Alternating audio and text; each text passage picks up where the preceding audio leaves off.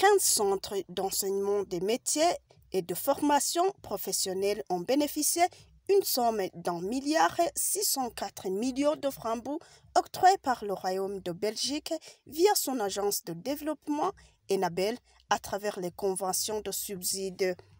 Ces subsides octroyés vont permettre aux 15 centres de fournir des consommables de formation pratique, assurer la maintenance des infrastructures et équipements existants, couvrir les salaires des enseignants et autres choses pour la période d'août 2022 à décembre 2023. Le représentant résident de l'Enabel, Abou El Mahsin, affirme que le Burundi a besoin de lauréats de ces centres pour le développement durable. Il dit également que ces centres vont aider les jeunes à créer facilement leur propre emploi.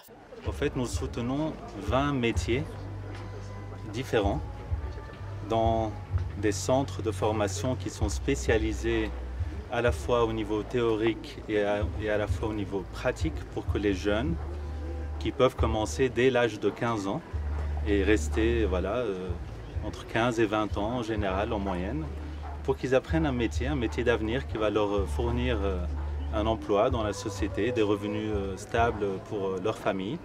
Et c'est un secteur, je pense, d'avenir pour la population du Burundi. Si on voit l'horizon 2040, le Burundi parle d'une vision qui est très ambitieuse, d'être un pays émergent, qui se développe. Ça veut dire qu'il y a des nouveaux secteurs qui vont se développer, il y a des entreprises qui vont venir et qui vont chercher une main-d'œuvre qualifiée. Ces centres des métiers préparent cette main-d'œuvre pour l'avenir du pays.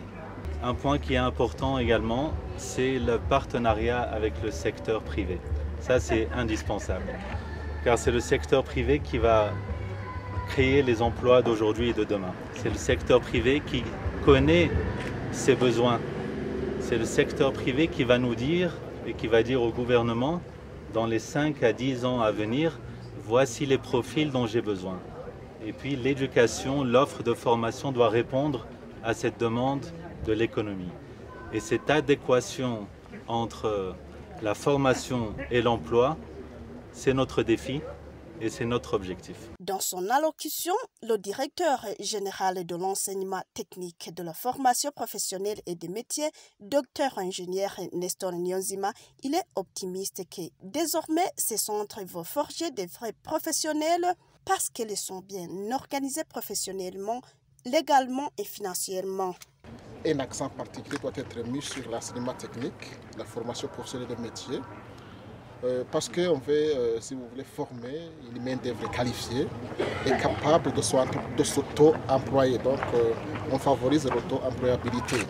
Pour que les lauréats qui sortent de ces centres-là puissent eux-mêmes se créer des emplois et comme ça alors diminuer, si vous voulez, le taux de chômage. Parce qu'on a vu que les lauréats qui terminent beaucoup plus l'enseignement post-fondamental et beaucoup plus général, ils ne sont pas beaucoup plus appliqués sur les métiers.